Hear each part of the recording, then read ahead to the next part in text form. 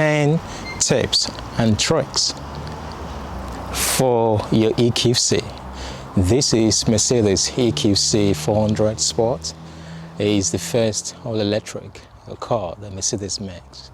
I've lived with this for 3 months now, and I want to show you a few things I found. 10 of them. 10 tricks and tips. By the way, like the channel straight away. There's some cool stuff I'm going to be rolling out, so you don't want to miss them. And make sure you watch till the end so that you get everything. Let's go. Essential tips and tricks you should know. I've had my EQC for about 3 months now, and I'm still getting to know the EQC. Beautiful car. It puts a smile on your face every day. The first place to start is this. Now, if you are not used to an EV, an electric vehicle, if this is your first purchase, now I like you to start driving the car with the eco mode. Look at this. We have this is where you select your different modes. So if I just move it forward and look at what comes up on your dashboard, so you can just use the same button here to move back and forth. Okay, so you have the eco mode, then you have the maximum range. The maximum range is when you've run out of battery. You are just you're just begging God to get you home safely if there's no charging station near you. So maximum range should only be used when you're very low in battery, because it extremely restricts your movement. It uses its radar communication to kind of look for what is going on in the environment, the speed limit, and it reduces everything. It takes the control out of your hand. Now, the eco mode is what I recommend that you start with. That eco mode right there, because it smoothens out all the complications. A lot of people find driving an electric car very weird because of the balance between the recuperation and the acceleration. The cars are very quick. A lot of these EVs are very quick, especially the EQC does about 0 to 60 miles an hour in about 4.9 seconds or something. So because of the strength of the acceleration plus the amount of recuperation that the designers have put in the car, it could make the car very uncomfortable to drive sometimes if you're not used to the smoothness yet, if you're just getting into the EV market. Now, what I want to suggest to you will make this car bearable the first few months as you get used to the nitty-gritty. So just make sure that your car is on eco. Many people want to use comfort, but because of the speed of the car is quick at the start. You might find the comfort a little bit unsettling sometimes, especially when you're driving around town. If you're going on the motorway, it's not an issue. But I want to recommend the eco mode based on my own experience. It makes this car to drive like a normal car that you're used to. It reduces the expansiveness of the acceleration, not to a debilitating manner. It just makes it to be like a normal car, and it just smoothens out everything for you, and the recuperation has already been leveled up, so it's not a huge recuperation that could make you to kind of jerk in and out. So it's something that I had to learn the hard way. So the first tip is to make sure that in your first couple of months, make sure that you are on eco all the time. So what I tend to do is to go on individual, okay, and customize my individual by going to go to the menu. This is a fantastic interface, by the way. I love using it. So go to settings, then look at that dynamic select. So you can configure your individual selection. So I want my drive mode to be on eco, which I've already selected. So you go back. Steering, how do you want your steering to be? I love my steering to be on sport. I love it firmer for some reason. You might want comfort, nice and light. Then the ESP, which is what I don't really understand very much. If you listen to me, you understand the ESP. You can just put a comment just below. But I decided to put that on comfort because I don't want to go crazy, whatever that is. I think it has to do with the stabilization process of the car. So I want my suspension to be nice and soft when I'm driving around town. Okay, so that is what I choose to do. So I've already customized my dynamic. So if I go back to the dynamic, you now know what the dynamic is doing for me. It's already been customized rather. So that is that. The first step, if you don't want a lot of headache, because you might be so cross with your EQC thinking this is nonsense. I think this is what some of the car journalists who just got the car for half a day or so, who have not really lived with the car to figure out different settings. That is how they become very harsh in their reviews on the EQC. But this is a fantastic car if you're patient enough to study it, different capabilities, and it just makes you smile all the time. So that is one tip you should not forget in the jiffy. Thank you. Okay, this next trick opens the boot without touching it or using the key. Cool. So what you do is to make sure there's movement underneath the car. So you start from the middle, you can just swipe it to the left. Now you see that? It closes again.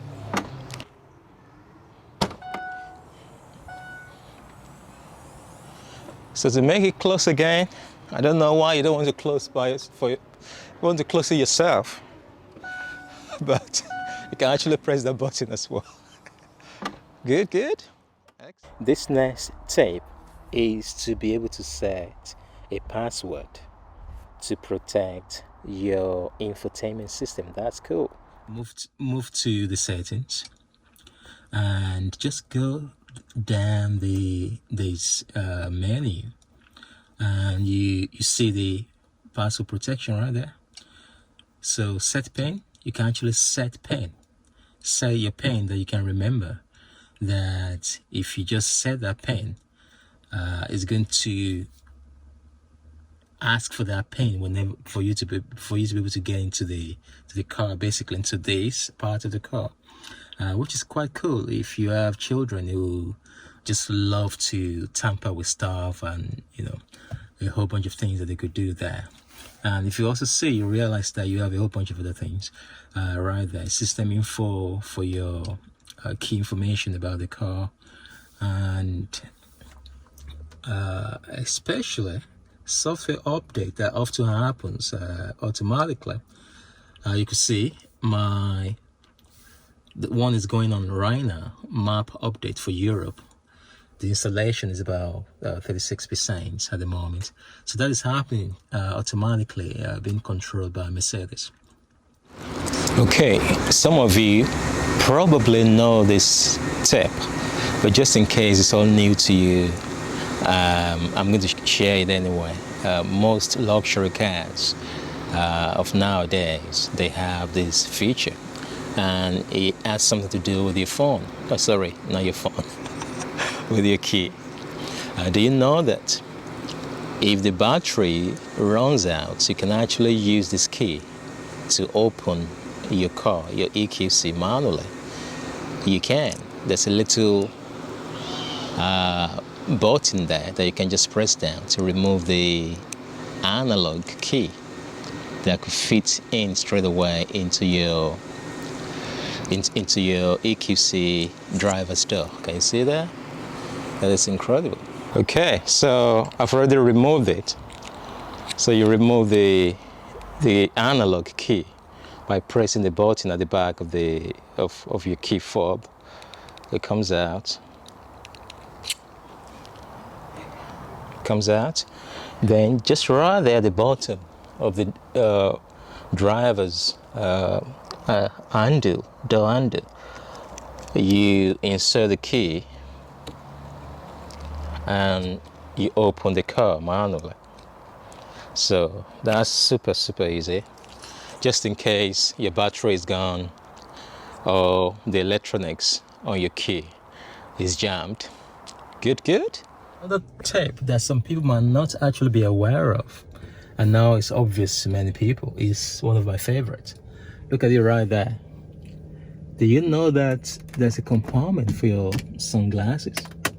If you don't know that, you've been missing. Look at my nice glasses right there. They're sunglasses, but they're very important when you're driving, especially when you drive a lot. It's been very sunny in the summer. So, and it's big enough. In my old car, my Q7, there was this very small space just for some prescription glasses. But this one is big enough for most sunglasses. So, incredibly important. And just to let you know that is there, just in case you need it. Good. This tip is about winding down your windows. Very popular. Winding down the windows and winding up the windows. The car is locked. You can see this folded. Then when you open the car, then hold it down. Hold the unlock button down. Can you see? All the 4 windows are down. Very cool, especially when it's been very hot and you want to get back to your car after a very warm day. Then you can do the same thing by locking the car, then hold the lock button and up they go. And that's very cool when you've been, the windows are down and you're already away from the car. You don't want to go back there. You just want to press your lock button and it does that for you. A lot of you know this already if you've driven luxury cars, but just in case, you never know, some people might not. Good. So this one's actually cool. You might have figured it out, but if you're just ordering your own EQC, something to look forward to. Lift up the boots, the underfloor of the boots, and you see something nice from Mercedes. They thought you spent a lot of money. They will give you one little crate for your picnic. Very cool. Look at that. Yeah. They're just thinking, well, it's the least we could do to give you a crate, just to make sure that you don't need to, kind of bring another crate because there's not enough of room space for everybody. So that's good. And by the way, that also tells you how you can use the bottom space. So if things can be collapsed, it's actually very easy. A whole bunch of clothes can go in there. So that's good. Now, this is probably the most important tip for some of you because it could actually save your car from being stolen. Now, it involves using the key. Now, do you know that if you know that you're in a neighborhood it's not particularly safe, or you've parked your car on the streets going somewhere, do you know that there are thieves who can actually use the software to use the radar within the radar of your key to actually open your car and steal your car? It's very common now. So, but Mercedes has ensured that doesn't happen if you know the trick. Now, just double click your lock button anytime you want to fully secure your car, and a red light will flash on top of the key right there, showing that it's deactivated. The sensor and the radar around between the key and the car. So I'm going to do it right now. Don't know whether you can see that little red indicator light. So I'll put it off, I'll unlock it, then I'll do it again, possibly closer. I'm sure you could see that little red light there.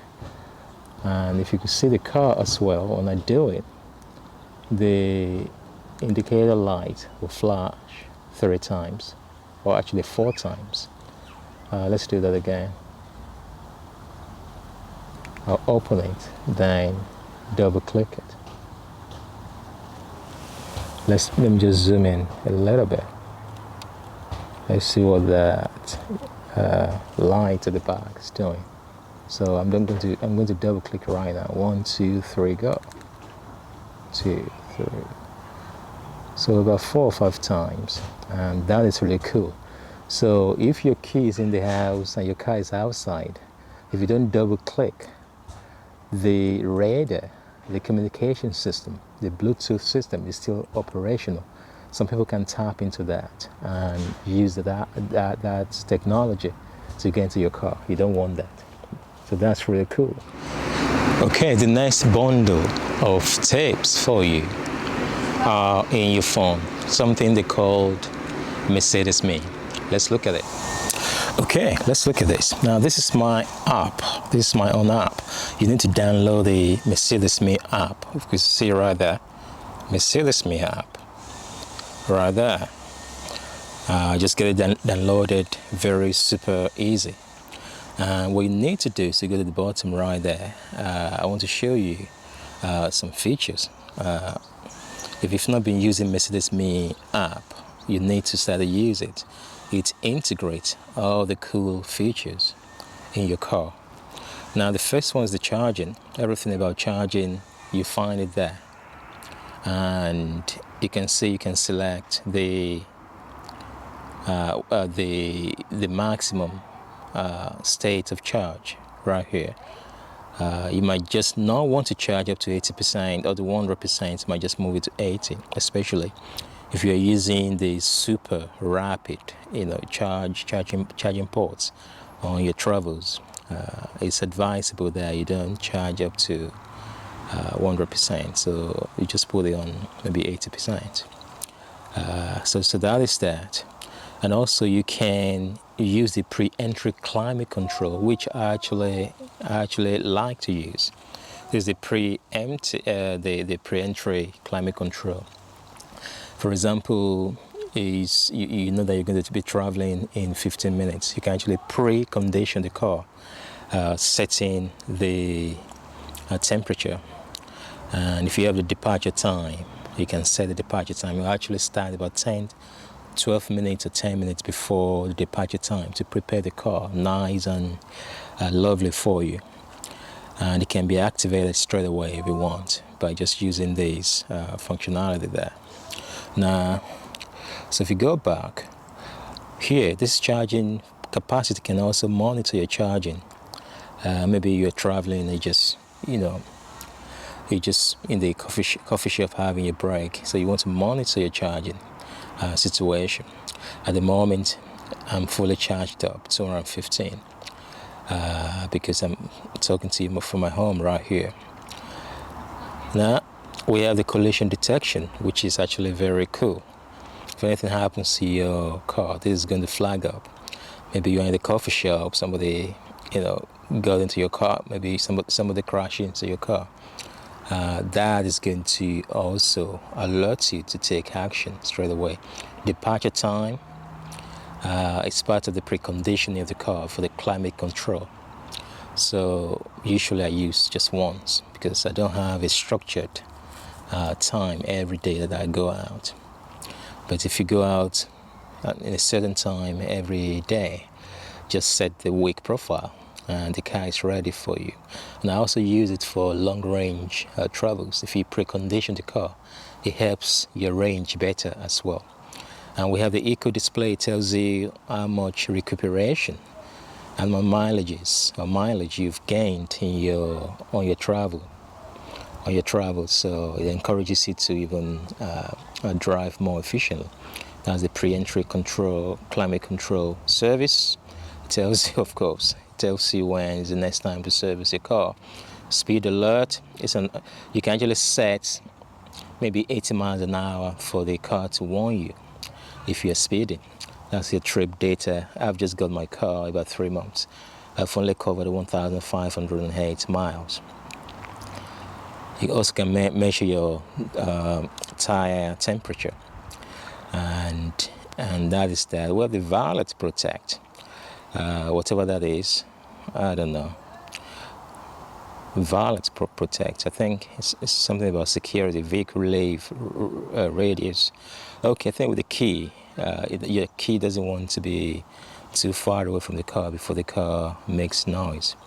Ignition switch on. You want to be able to. You can use those functionalities as well.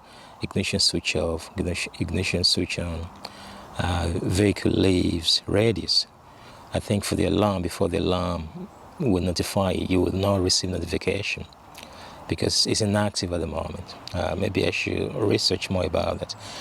If you know what that does, please just put the comment down. Vehicle software update, vehicle alarm. I set the alarm off today because I was doing something about garden. Setting the climate control. The sun is scorching down today.